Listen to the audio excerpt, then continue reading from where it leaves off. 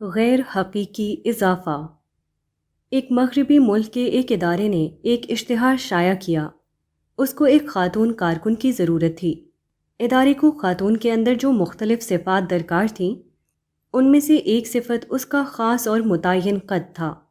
اشتہار کی اشاعت کے بعد ادارے کے پاس بہت سی درخواستیں آئیں۔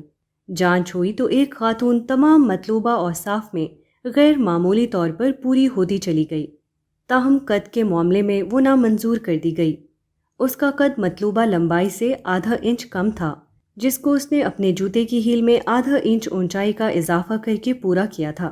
ججز نے لکھا، غیر نارمل ہونا ہر حال میں ناقابل قبول ہے، خواہ وہ قد کے آدھا انچ کم ہونے میں ہو یا ہیل کے آدھا انچ زیادہ ہونے میں۔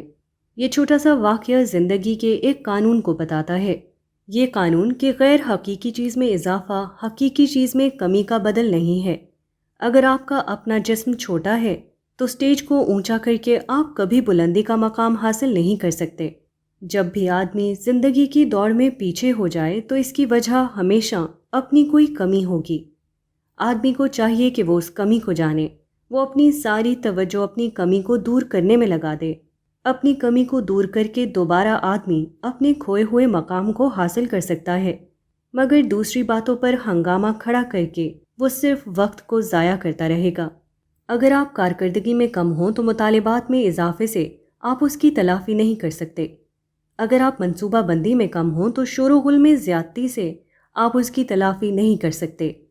اگر آپ معنویت میں کم ہوں تو آپ الفاظ میں اضافے سے اس کی تلافی نہیں کر سکتے۔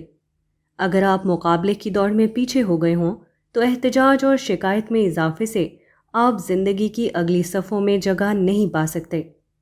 ایک حقیقی کمی صرف حقیقی چیز سے پوری ہو سکتی ہے، نہ کہ کسی غیر حقیقی اور غیر متعلق چیز سے۔